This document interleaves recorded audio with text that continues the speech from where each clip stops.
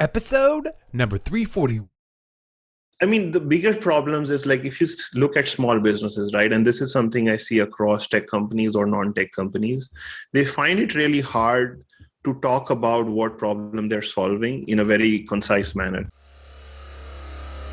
Welcome to the Be Real Show with Travis Too Tall and Huff, where we talk about life, dreams, social media, and business.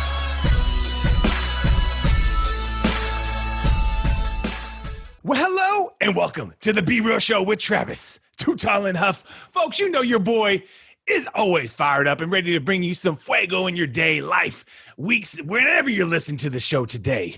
But after this show, guys and gals, I think you're going to want to think about your company. And if you aren't even a company, if you're a business, if you're not a business, if you're a personal brand, if you're just you, a way to differentiate yourself and win in the year of 2021 and beyond, and talking to someone that's doing that and helping businesses and being featured all over the globe from Forbes and many amazing places. But really at the end of the day, helping businesses finding ways to price their products correctly, market correctly, and doing this at scale, obviously, with all this technology. But pleasure to have you on the show, Mr. Ajit Ghuman. Ajit, are you ready to be real? Yeah, I am. And thank you so much for having me on. It feels like your intro is like 2 espresso shots without having the espresso I shots. like it, baby. Let's go. We don't even need the espresso today. We don't even need the espresso. I got to find a way to sell that, man. If we could bottle my energy and find a way to sell it, I might have a little business right there. This is my second cup of coffee. It's about 12 o'clock today, though, guys. So I try to drink 2 cups of coffee, 1 bone broth, and 1 apple cider vinegar and lemon per day, if possible. Some sort of routine of that. But, dude, you are incredible. You're helping people in many different ways. But take us back into your origins and starting. Were you always fascinated about business? Did you always enjoy doing business? I was always fascinated about Silicon Valley, to be honest. Back in 2008, this was just a year out of college when I was in India. I read this book from Jeffrey Moore called Crossing the Chasm. And in that book, that's like a marketing classic. And he talks really about how businesses come to be, how they achieve greatness. And at that point, I decided I need to be in the Valley. I need to be launching products. And it's 13 years since, and I'm doing exactly that. So incredible. So when you put your mind back in there, did you ever actually imagine doing it? Or obviously there's a journey in a process into that, but it's pretty cool to think that something you thought about 13 years ago, we're coming up on our 12 year for our business. But just something you put in your mind, guys, and think about can actually happen. And sometimes people forget that it doesn't happen 13 minutes from now. It happens 13 years from now. Right. But there's a process and a journey, and you're getting a chance to do it on a daily basis. And like I always say, it's just the beginning, because the world's full of abundance. There's tons of businesses that need help.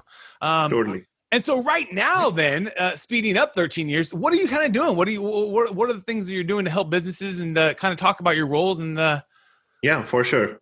So I've been doing, my profession is called product marketing. It's really, I do this for tech companies, software companies. I've been in this specific line of work for the last 8 years. And basically my job is to make sure that our products win in the market.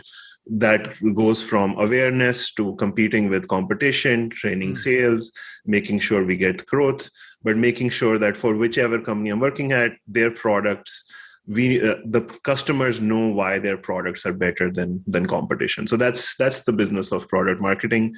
I have been branching more specifically into the area of pricing recently over the last 6 months. Got you. 2 months ago, on the website. I like that. Yeah. So 2 months ago, I wrote my first book on the topic. It's called Price to Scale. And I discovered there was a kind of a gap in the market for software as a service-based companies, that pricing was kind of still done very ad hoc. So I wrote a book to help people, founders, product marketers, marketing executives come up with how to price their product more from a value perspective. Got you, which is key, because obviously, as we know, there's a sweet spot to pricing. You can price yourself down to zero for $2, I can manage your social media. And you might get some business, right? We might pick up some business, but it's going to be kind of the wrong business because they're going to have high expectations for that $2. What can you really do? Right. Et cetera, et cetera. And then there's a sweet spot of maybe, let's say $500 or $1,000 on a month. Right. That someone's going to put towards a given campaign. And then there's maybe $2 million, but that's too much. So there's that kind of sweet spot. Yeah. And every business is obviously trying to figure that out because, if I charge $2, okay, great. I get 1 million customers. And if I can handle that, great. I'm Walmart. If I can't, I have to price my services somewhat more than that. And so that's a question I'm curious with. Where do you go with that? I mean, is there a certain process into how you start pricing your services? Yeah, I call, I'm not the biggest fan of acronyms, but I call like my just common sense process like PPP. So I start with positioning the product, then packaging it, and then pricing it. And one of the biggest learnings I learned when I was doing this is many times we tend to think of pricing as the price point. Hey, my product is $5 a pop or $10 a pop or $1 million. But the real thing is, how do we make levers that we can pull that are not about the final price point, that are more about the value that a customer sees. And then the price point is the final point at which a contract is negotiated and we get the value. So many businesses don't do well. They think they have a pricing problem, but they actually don't have a pricing problem. What they have is a positioning and strategy problem. Gotcha. And that's you remember the scene in this movie, Wolf of Wall Street, where Matthew McConaughey talks to Leonardo DiCaprio and he's like, it's all a fugazi, it's pixie dust, it's fairy, That's what positioning is. And that's where the most value can be created. If you are able to convince your customer, hey, I am the iPhone of this market. I'm not the Android. And for all of these reasons, you need to get me. That's how value is created in the eye of the beholder. And that's how you get to a bigger price point. So I try to focus a lot on positioning, and then packaging is a vehicle to communicate all of the value that you're offering to the prospect. Got you. Yeah, because specifically, like Apple does a great job with their packaging. Just specifically a great job, and some companies obviously follow that model, even in their retail model. They move that packaging right into their retail model and how it works. And many people obviously are trying to disrupt it, figure it out, blah blah blah. But they're Apple, you know what I mean? It's Apple, so good luck. Good luck. Because, like you said, it comes back to the positioning and the strategy in the mind of the consumer. I like the fact of all the sandbox technology that Apple does and all these things around privacy and things like that, which I think as a consumer is pretty important, I think that's why a lot of people go Apple first. So in the position in my brain, it's like, they're going to protect me, number one. You hop on another phone, you don't know. Next thing you know, got some guy looking at your emails and whatever. For sure. I actually recently did a study on pricing. So when I was coming out with the book, I'm like, this privacy angle seems interesting. I wonder if people are willing to pay more for it. So I actually found out that up to 42% of US consumers are willing to pay $12 a month for a fully private social media network. Because Facebook, for the last 10 years, Facebook, listen up. I mean, since social media has come about, we have, and so much has happened in democracy, politics. We've realized that our data is actually much more valuable to us, and us risking the data through breaches, exploits, or people trying to manipulate our emotions. There's probably a new market for privacy, right? So I like that you went to the privacy thing first with Apple, is because they're finding this gap in the market where like people are like, I just want to be safe. I don't want to be exposed. 100%. And, I've run a social media agency, guys, for literally 12 years, starting with Facebook, which is still probably our most popular request for people to ask about services. Hey, can you help my Facebook? But Facebook could literally make a ton more money doing ad-free model like YouTube does, $10 a month, no ads. Like they think it's gonna cannibalize it. I think it's would actually keep them in the game longer. 100%. More consistent cash flow. And hey, if anything, it maybe people want to come back on the platform more often because they're actually seeing more of their content of their friends and family instead of less ads every 2 or 3 posts and blah, blah, blah. And the whole point in general is that just like me for YouTube, I think I use YouTube more because I don't hear any ads. And so maybe they're, finding ways to make money on me or some other way, Google's good at that. But the point is, in general, there's a market for that. So Facebook, listen up, an ad-free Instagram, Facebook experience for $10 a month. And times X amount of millions of users is a pretty good business model right there. Just it was about like I may get my numbers wrong, but there is as big of roughly maybe it was like half the size of Facebook's current revenue is actually up for disruption. I wrote I'll have to pull up my article on VentureBeat, but if you actually do the math, it's like you can create another Facebook basically out of that. Dang. The hard part is Facebook hit it at the right time and they scaled, and then they bought the right companies, and I think they'll continue to buy the right companies, and now the pockets get deeper, and so I think they just get smart and get like YouTube does and just say, hey, we got an ad-free model. If you don't want any ads, don't want any tracking, $20 a month or whatever it is, whatever makes sense to them. And the people that don't want that and are willing to pay for to have the ads, you got all these people still there willing to pay for it, As an advertiser, you kind of get scared. Okay, they're going to maybe, lose some eyeballs, et cetera. I think it brings in more adoption to the platform, which at the end of the day, you got to stay alive, right? So you don't want to get MySpace either, So like you said, there's a big market for people that are sitting in basements right now to disrupt. Totally. And it's very interesting, man. So what are the problems and other challenges outside of pricing that businesses are having right now? Well, I'm more of a, professional on product marketing and positioning. Right. So there is product marketing. What are people having in product marketing right now? The bigger problems is like if you look at small businesses, right? And this is something I see across tech companies or non-tech companies. They find it really hard to talk about what problem they're solving in a very concise manner.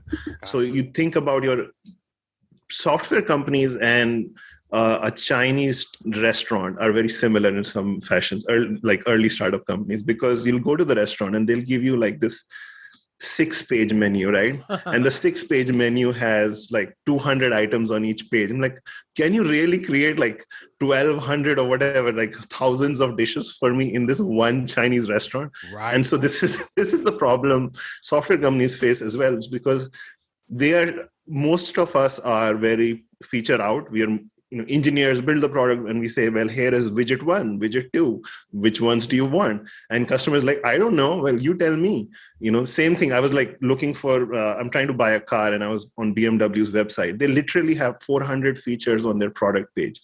Like I'm actually just looking for the 3 or 4 things I want. I'm not looking for, does the speedometer, is it a red color or a blue color? Right. So the biggest challenges come out to this whole concept of positioning is a problem of communication. Like how do you communicate the most important things? And it goes back to understanding the customer's needs really deeply. So I feel like when you invest the time in talking to your buyers, talking to what is important to them and continuing to do that, you can be more precise in the positioning. And then you can also call out things that are different. So many times we will start to look the same as another company. And that's a very core part of product marketing. So let's say you have a podcast, right, Travis?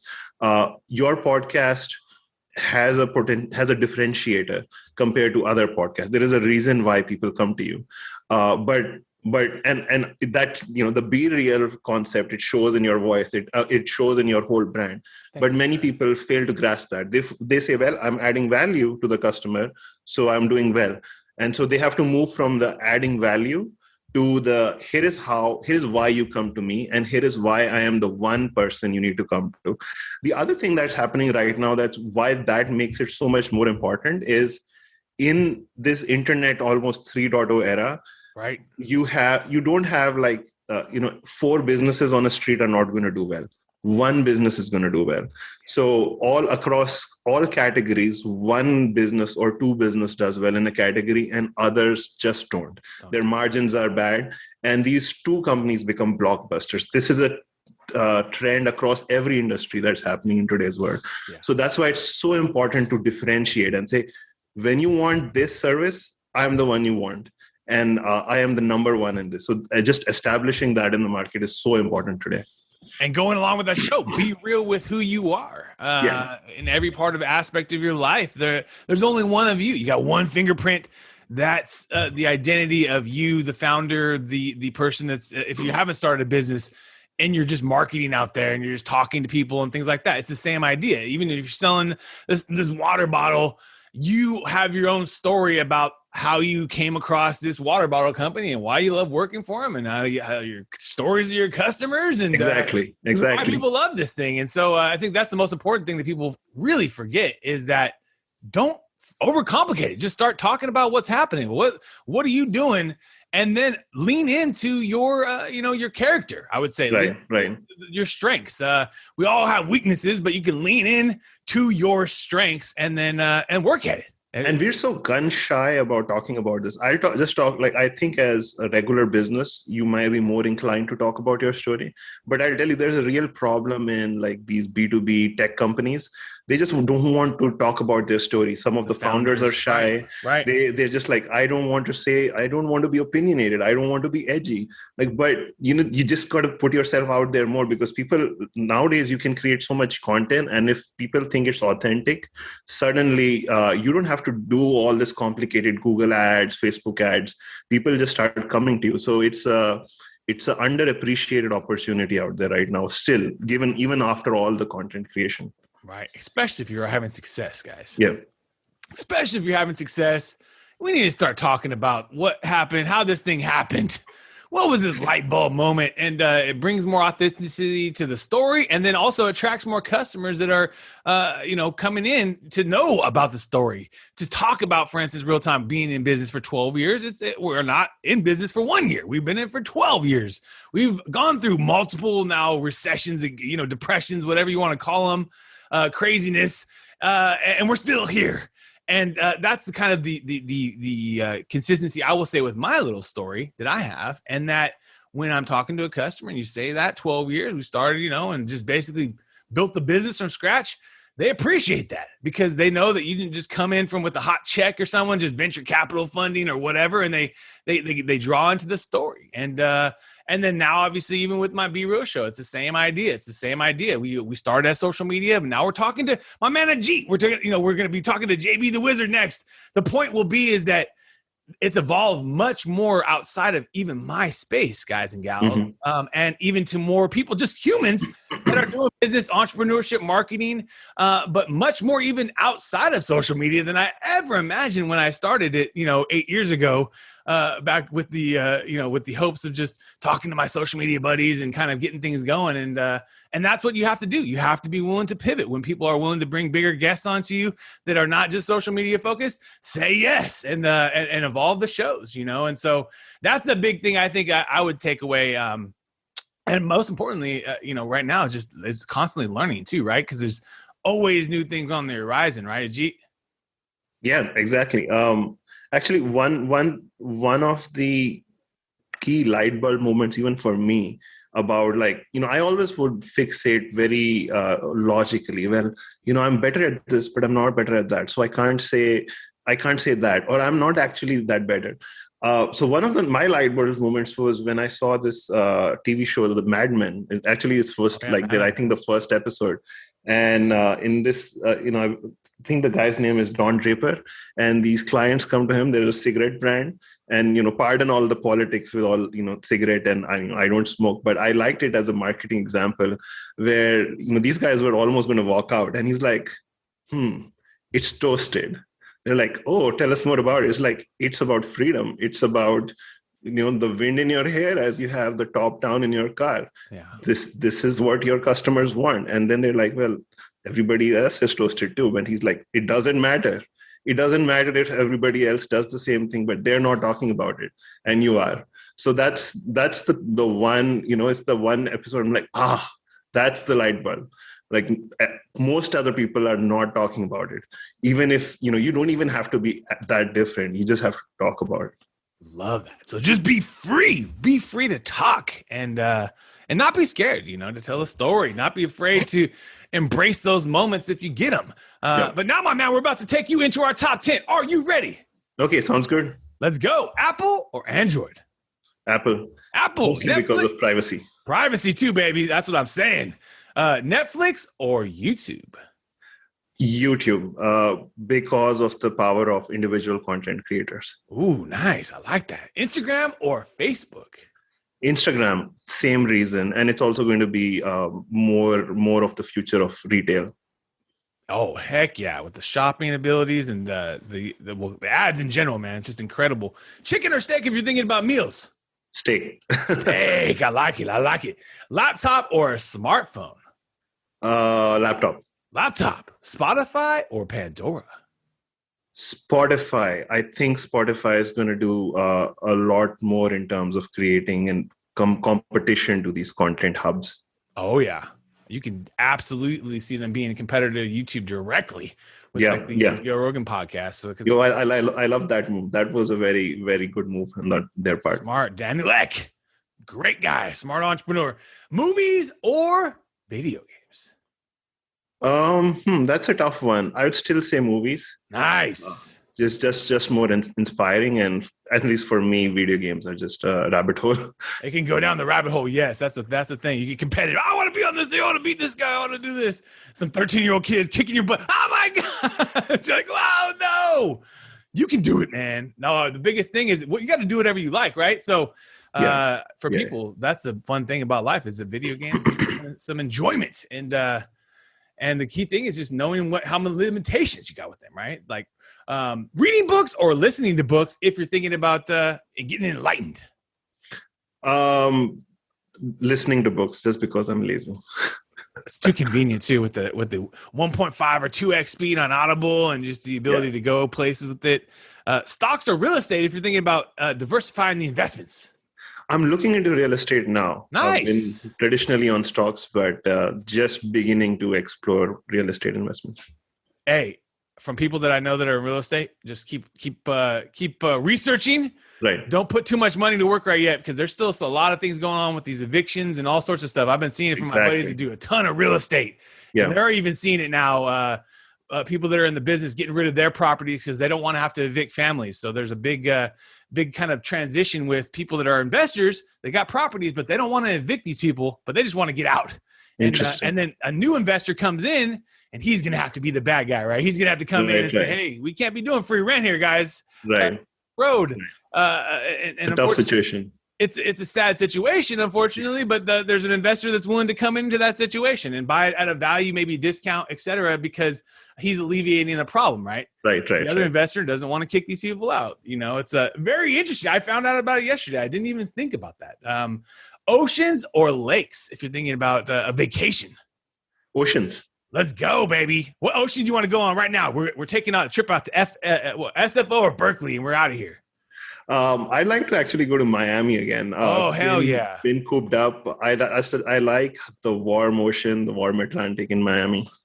And one of the coolest drives in the world is taking that drive from Miami to Key West. Oh, yeah. It is incredible. Yeah. It is incredible. It gets hot as heck. Every mile you go down there, it gets more humid by the second. But it is incredible. The water on both sides of you and just that beautiful ocean. Like you said, Miami is the spot. So when you're waking up in your morning, Ajit, you're getting ready for your day. Why do you love being you? That's a good question. I'll tell you a feeling. And the feeling, I was watching this Elon Musk. It's like a random YouTube video about Elon Musk gangster paradise, right? And there's this guy who interviews him, and he's like, "Your rockets are like failing again and again and again, and why keep doing it?" And he's like, "Because I don't ever give up." And I feel like I totally resonate with that. I'm just not going to give up. Love that. Nothing can stop you. Nothing can stop you. I'm all the way. Yeah, dude. Elon's the man. Elon is the man. Someone that a lot of people admire on this earth. And crypto investors lately hate him, but it's all going to figure itself out. It's all going to figure itself out. Where do you think you'll ever retire from the game of product marketing and helping entrepreneurs scale their businesses? And I hope so soon, actually. I've been doing this for a while. I think the next step is probably going to be running marketing teams or maybe coaching or consulting folks on pricing. I think there's so much latent value in helping people with pricing. They can make so much money. that I feel like it's something that's not that well explored.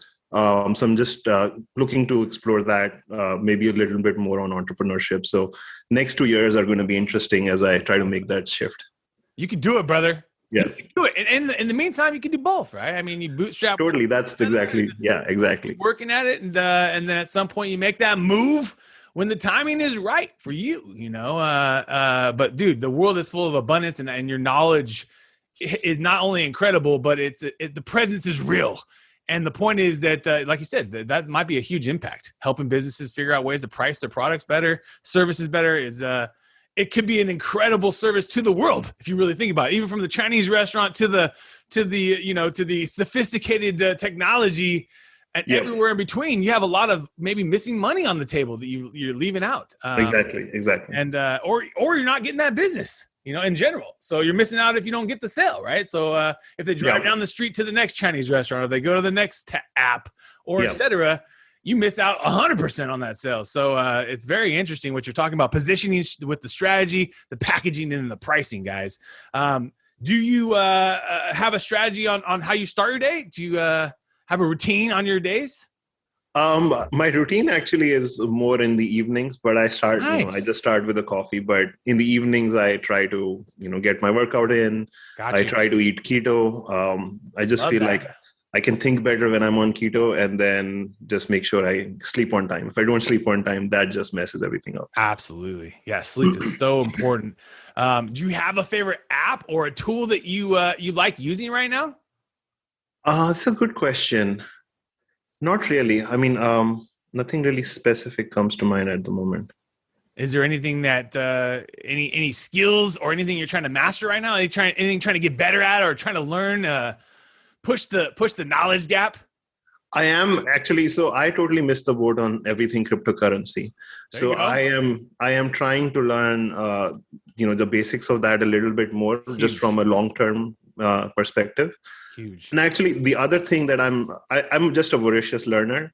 So a little about me is that I recovered from a pretty tough illness that nobody could figure out.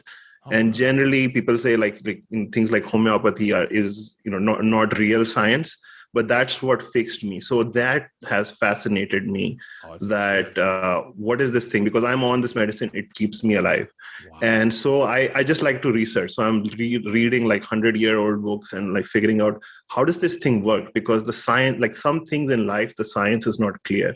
So I'm just fascinated where the science is yet to be developed. Those things really fascinate me. So true. Yeah. These ancient mushrooms, like the reishi mushroom from China. And there's so many interesting things that you can get and take that supposedly, like I said, homeopathic ways of fighting. And they've been here for years and years and years before Pfizer or before any of these companies. So it's just interesting. Like you said, it's just interesting. And the knowledge, the research is out there. So why not? If you could sit down to a steak dinner with anyone in the world, who are you chopping it up with tonight? Oh, I'd love to sit down with Joe Rogan. Hell yeah. Jojo.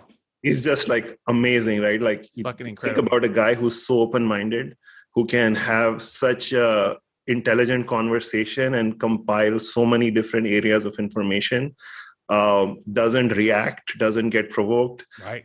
Just so much to learn from that guy. It's incredible. I listen to almost every single one of his shows because I learned so much. And like you said, everyone go check out Joe Rogan if you haven't already checked him out, because he's got one of the most incredible podcasts in the world. My man, where is the best place for people to find more about you and learn more about you, my man? Yeah, just look me up on LinkedIn. I'm Ajit Ghuman, so AJIT Ghuman. And if you want to check out my book, search for Software Pricing on Amazon. It's one of the first books you'll see. It's called Price to Scale. Price to Scale. And we'll put some of that stuff in the show notes too, guys. So just hit the description in the show notes so you can make it easy on yourself. My man, you are just in the beginning of a continual, incredible journey. Like I say, all our guests, I believe the world's full of abundance, man. So they're going to continue to keep blessing you. Keep on working and grinding. And I could see you really taking on more with this pricing strategy. I think it's a very good point of emphasis for us business owners out there. And God bless you, my man. Folks, you've been hanging out with Mr. Ajit. You too. Thank you so much, Travis. Absolutely. Mr. Ajit Ghuman and Travis Too Tall and Huff. We want to thank you again for your time today, folks. And let's keep being real. What another epic episode. And if you enjoyed the episode today, can you please do me a favor and subscribe to our podcast, The Be Real Show, on iTunes or your favorite podcast platform. And also take a little time today, if you don't mind, and give your boy T Huff a review. I would really super appreciate it. And thank you so much for listening today. We're all going through a lot right now. And Real-Time Outsource, my business, is giving back to local and small businesses.